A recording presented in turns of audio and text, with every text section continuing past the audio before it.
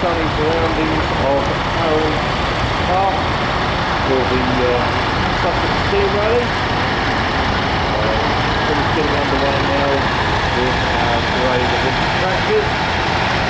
I will do my best to tell you a little bit about them as they run round.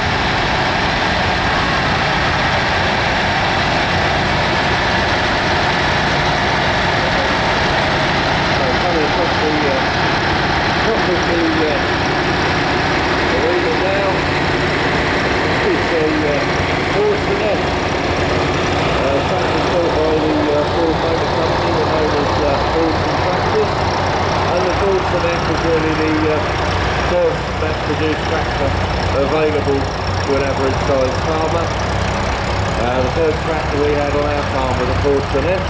And my granddad and his mate, who had spent their formative years with horses, decided to take the tractor apart and see how it worked. Cut the story short, it didn't really work and the tractor wouldn't start after that. Granddad used to like working on one of these tractors. He said if you fell asleep, you'd plonk your elbow on the steel wheel and that would jolt you back away. The Fortunet was followed by the Fortune N, the blue and orange tractor behind. We're having a debate over where we're going and what we're doing. That's alright, I'll just work with whatever happens. So the Fortune N is a slightly updated version of the F, various refinements. This particular one is a mid-30s tractor being built in Dagenham in Essex. When production moved to Dagenham, the colour was changed from the light blue when they were built in Cork. Dark blue and orange are the Essex Farm Park colours, so local areas had their own colour scheme for horse and carts, and to recognise the move of production to Essex, they went for blue and orange. Two more Fortune standards then, and then the first of our masses, the red and silver. They came across with the merging of Massey Harris and the Ferguson Tractor Company. They were another popular machine. We've got a yellow one there, a 35 local council type livery. An unusual tractor, the big one there, the 1150. Would have been an export tractor, beautifully restored. Another 30-35 following on. And then we've got the little grey Fergie. The little grey Fergie was an innovative tractor. Harry Ferguson was a man from Ireland who came up with the idea of actually mounting the implement on the back of a tractor. So tractors like the Fortune, the F and the N, you've got this end, they pulled the implement behind, much like a horse. They literally just provided pulling power. And Ferguson came up with the idea of a 3-point liquid, which is used on all modern tractors now, where the implement is actually mounted on the back. And the advantage of that was the weight of the implement, the load going through the implement, actually increased the weight of the back wheel, so you could have a lighter tractor. They were built in their thousands, the grey Fergie. Everybody had one, half of them us, they weren't big enough for us. But very important stepping stone in the history of tractors. See the Trantor there with the cab on behind the Fergie 178. That was an early attempt at a high-speed tractor. They've all been stuck behind a tractor out on the road and been frustrated by it, no doubt. But they was an attempt to build a tractor that could travel at a higher road speed. And you can see now we've got some tractors with cabs. The early cabs were very rudimentary affair. You can see you've got a canvas top and sides. We roasted hot in the summer, freezing cold in the winter, trap all the noise in. So it wasn't improving over not having a cab, but not by very much. Our neighbours, men tend to think about how lovely that would be to have a tractor with a cab and how they could work in all weathers and you'd be able to make much more money. But old Mr. Parham is quite a canny man, and he went to the Army and Navy store and bought all his tractor drivers an ex-Army greatcoat instead. Just coming into the arena at the bottom end now, we have an Optimum motor car. A very popular machine with market traders and so on. You've got your load on the back there, and then it's engine driven to the front wheel. David Brown, another popular English tractor, the Clockmaster, with 2 seats side by side, and it's followed by the Rover Ploughmaster 75. 4-wheel drive came quite late. We didn't have a 4-wheel drive tractor until about 1982. When manufacturers started creating their own, that sort of put the thin lid on the business for Turnpike County and Roadland. We converted them from 2-wheel drive to 4-wheel drive. Torture Major there now, fitted with a big winch, used to pull that. The Major came in after the Torture standard, and the government decided at the end of the Second World War that they wanted a tractor that could pull 3 furrows rather than 2, and they then told Torture that you can't have any money to benefit. So in the early days, in the 1978, we had a lot of people in the Torture standard that Major came in the early 1950s. An interesting machine now, the Field Marshal.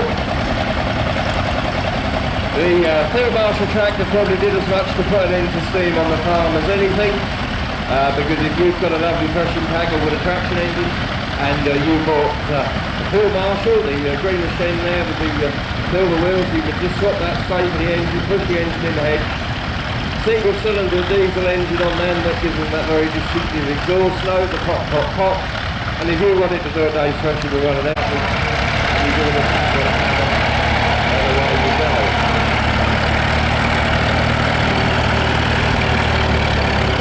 Another Torture there with the water through there cleaner.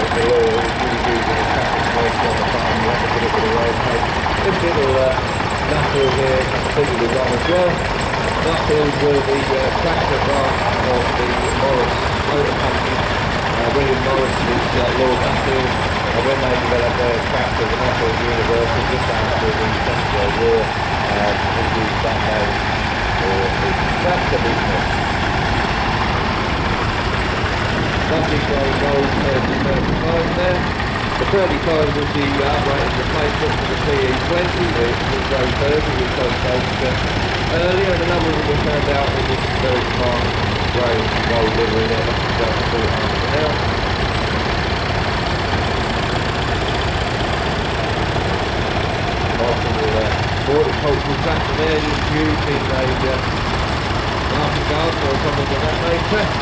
and the Ford 3000. So we were talking about Fordsons, and Ford tractors were marketed, of course, until about 1966, when the Ford came in, and they were available in various sizes. We had a 5000 and a 4000, and we sold the 3000. Another 30 now, that makes sense for the strong. And likewise the U27N there also produced with a 13 engine. We had a County Crawler, petrol-powered County Crawler, and we had a Hercules L4 fitted in that. The paraffin engine was then taken out of the crawler and put in the half track, which we still got. The engine out of the half track was taken out and put in the Ford standard, which certainly we don't have anymore. The engine out of the standard crawler and motor car. Whenever my dad sees one of these very rarely he remembers that he had a toy one at his tyres. So that days far away a bit.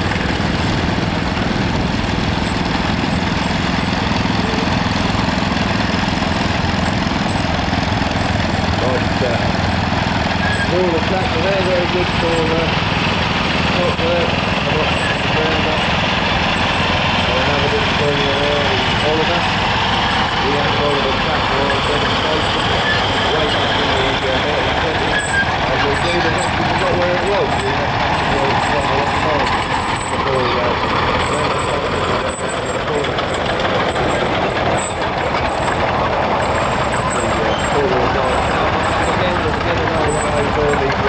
early town and the Fords that made the diesel. They came in 1952 and replaced the 27 engine. It became quite a dated machine by then, and they produced that tractor through various upgrades. The power major and the super major right up to 1954 when the Ford Parham. The field master was already spoken about, and then finally we've got the front door AR. I think I've got it inside, I've got here on top of the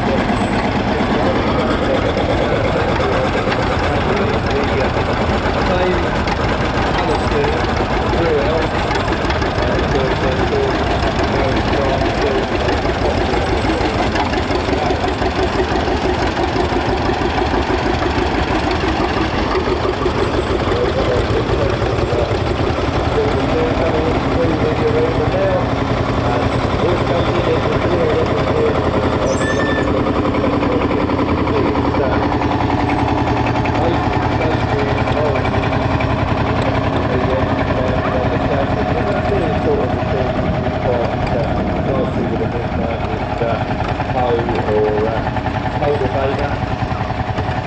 And another one of their field masters. Here we are at a steam rally. Tell any of you to suck eggs, but do bear in mind it is very hot and sunny. Make sure you drink plenty of water. Make sure you've got a hat on, and if you do start to feel unwell, we've got first aid division over by admin at the house end of the site. But basically enjoy yourselves. But there are water packs around the site, so make sure you drink plenty of. It doesn't have a rough idea.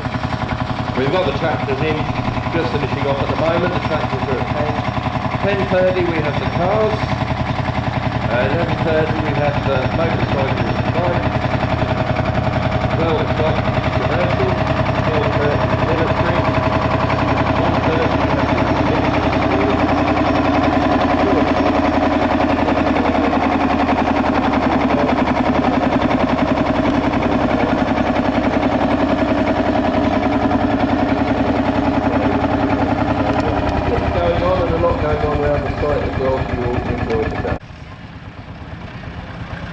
another one of our E27Ns now. So you would have noticed I rambled on about Essex Farm Cart colours of blue and orange. The Fordsons standard, when it was upgraded to the highest compression headed area teams in 1937, they were then painted orange in a colour scheme known as Harvest Gold. And a lot of people said they weren't as good, but my granddad always said the orange ones were the best ones. Then during the Second World War, suddenly Fordsons changed the colour to dark green. Well, why might that be? Well, you wouldn't think Farmer Giles in his field would be much of a target for the Luftwaffe, but